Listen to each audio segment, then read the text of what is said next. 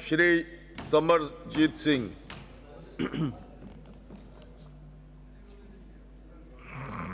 सभापति महोदय, आज स्वास्थ्य विभाग की चर्चा पे आपने मुझे बोलने का अवसर दिया, इसलिए आभारी हूँ। सरकार का भी आभारी हूँ कि आप लोगों ने बातें हैं। अच्छा, वो तो आप ही जानते हो।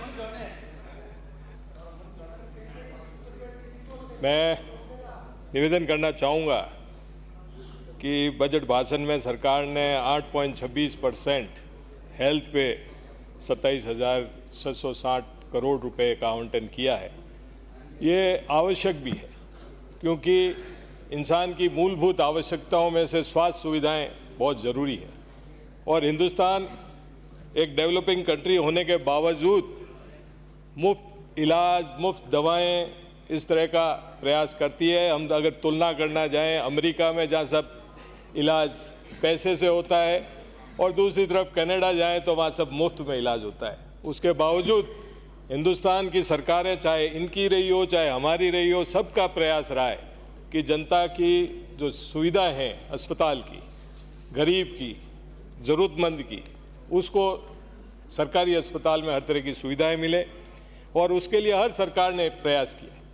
अभी यहाँ बैठ के अगर हम कहें, अभी माननीय सदस्य ज्ञान की बातें कहें, ज्ञान तो हम सब बिखेरते ही रहते हैं सारे दिन, पर हर सरकार ने प्रयास किया।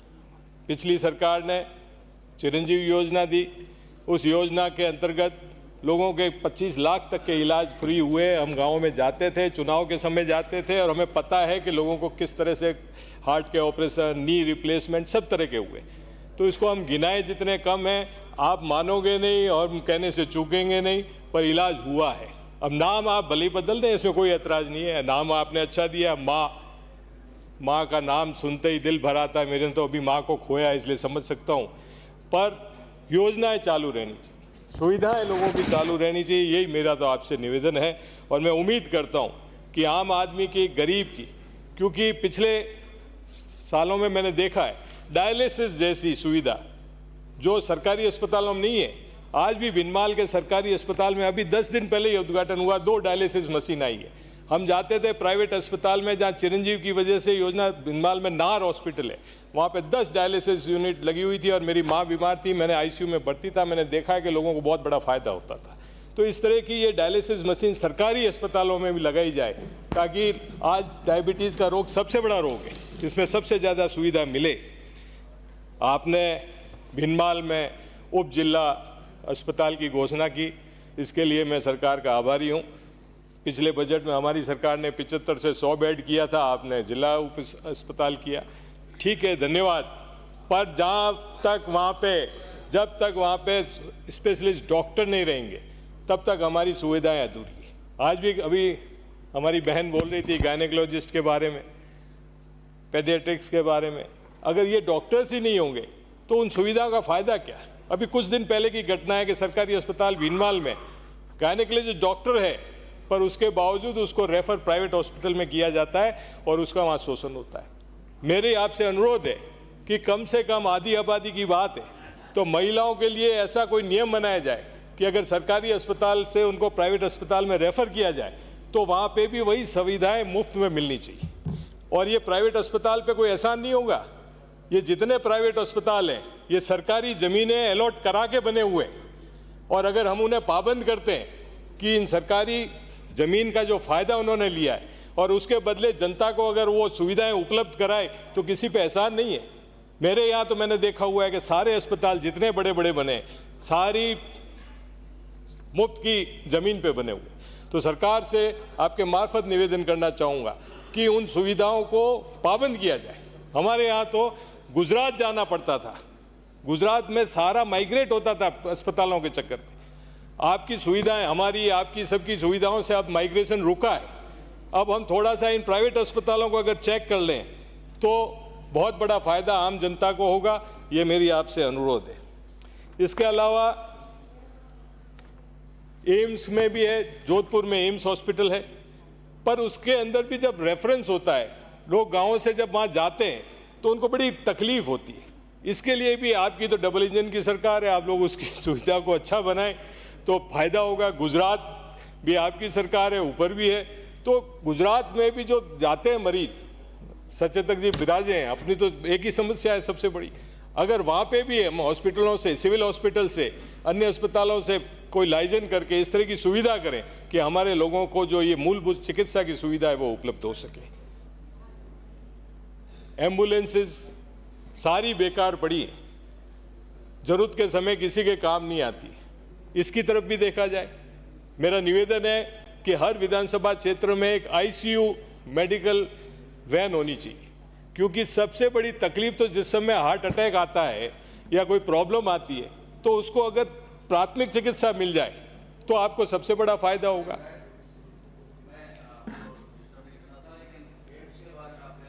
इसके बारे में मेरा बहुत अच्छा अनुभव है और वहाँ बिल्कुल सारा सिस्टम से काम होता है, बिना किसी सिफारिश के जो जाता है उसके भी अच्छी सेवा होती है। और बड़ी से बड़ी सिफारिश आ जाए तो भी लाइन तोड़ के वो आगे नहीं बढ़ने देते। बहुत बढ़िया सिस्टम है एम्स का जोधपुर का, बहुत बढ़िया। वहाँ की सुविधाओं, अपने एरिया के लोगों को भेजना चाहिए, वहाँ ज़्यादा से ज़्यादा भेजना चाहिए। मैंने वहाँ की सुविधाओं के बारे में कमी नहीं बताई, आपने ध्यान से सुना ही नहीं। मैंने ये कहा कि गरीब आदमी का वहाँ शिफ्टिंग अच्छी तरह आसानी से हो जाए, क्योंकि आपको भी पता है कि एम्स में कितना भीड़ भड़का है, उसके अंदर इजी मूवमेंट हो जाए, वो हमारे लिए सुनिश्चित करना जरूरी है। हम वहाँ से जो, अगर आपके सरकारी अस्पताल अगर जालोर से बिनमाल से जाता है, अगर सरकारी एम्बुलेंस में जाता है और उसको वहाँ एंट्री टाइम पे मिल जाती है, तो सुविधा, जो समय पे सुविधा मिलने का सबसे बड़ा फायदा होता है। तो मैं ये अर्ज कर रहा हूँ आपको, एम्स है तो बहुत बड़ा फायदा है उसका, इसीलिए मैंने आपको पॉइंट आउट किया कि अगर आप इसमें इंटरेस्ट लें तो गुजरात में भी राजस्थान हॉस्पिटल है, सारे अस्पताल हैं, उन अस्पतालों में भी इन सुविधाओं को कराइए, क्योंकि देश तो एक ही है।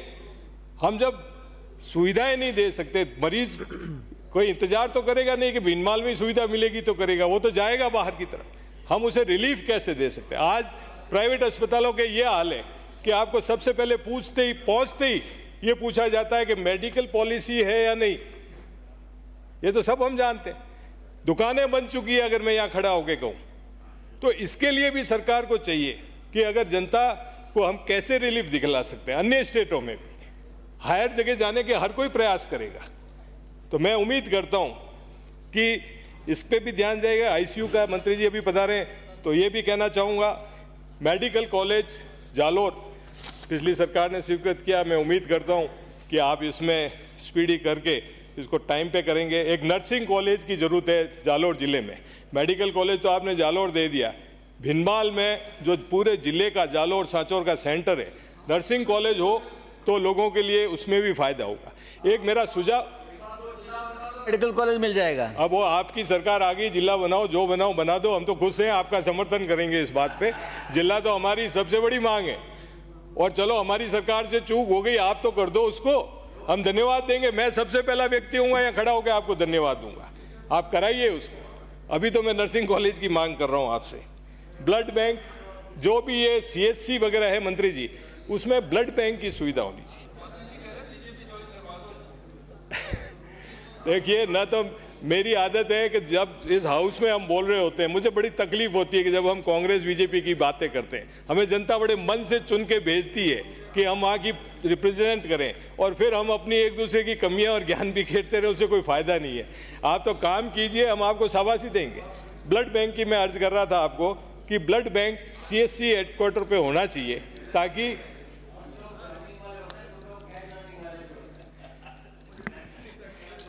तो आप लोगों को ब्लड बैंक की सुविधा SDM हेडक्वार्टर पे होनी चाहिए।